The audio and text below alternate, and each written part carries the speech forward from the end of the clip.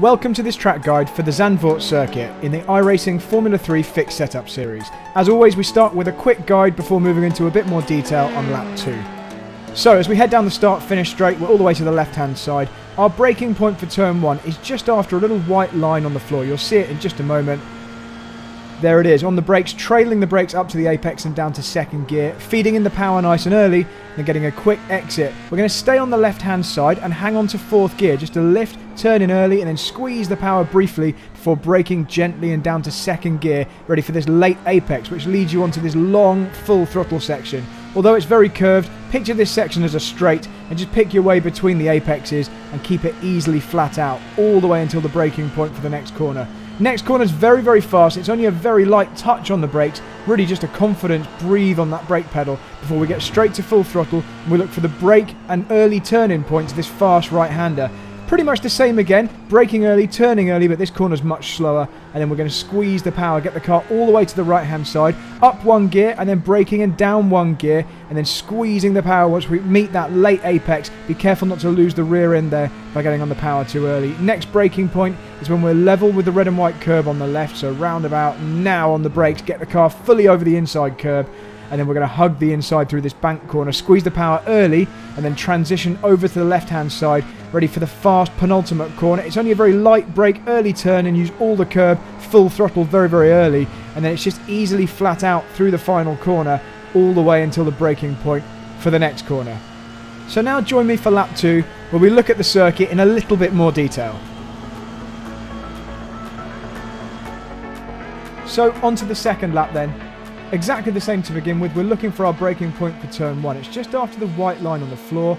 Around about here is where we just start to brake, and we're going to trail those brakes all the way up to the apex at turn 1. And you can see there the curve on the braking trace. But the moment it's finished, we're straight back to full throttle. So there's no coasting at all in the middle of that corner. We then keep the car all the way to the left-hand side, and we're going to stay in fourth gear through here. You see it's just a touch of the brakes, just to get the nose in. Brief throttle, and then we just apex very, very late for this one, because you see it gives you a really good exit, and we're early on the power, and that means you're going to benefit all the way through this very fast section. So we're just picking the shortest distance here, just use a little bit of the paint on either side.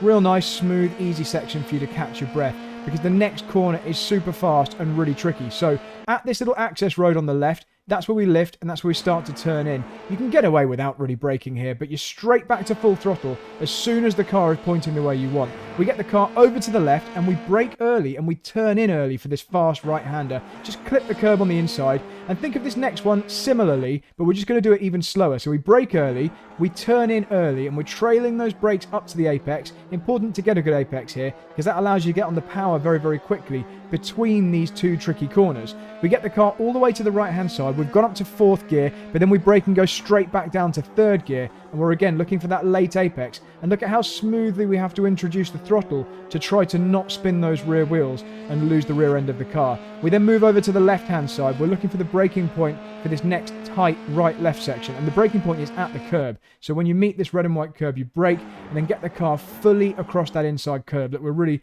going straight over the top of it and then hugging the inside through this banked corner, straight back to full throttle the moment you're happy that the car's not starting to understeer in the middle of that corner. Over to the left, real quick penultimate corner here. We start to turn in really early so we can really use the curb on the inside, which seems to help you. Straight to full throttle about now.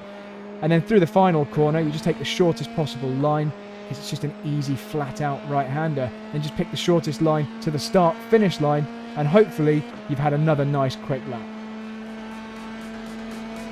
So that's my track guide for the Zandvoort circuit. It's tricky, it's very rewarding when you get it right, and I hope you have a great week on iRacing.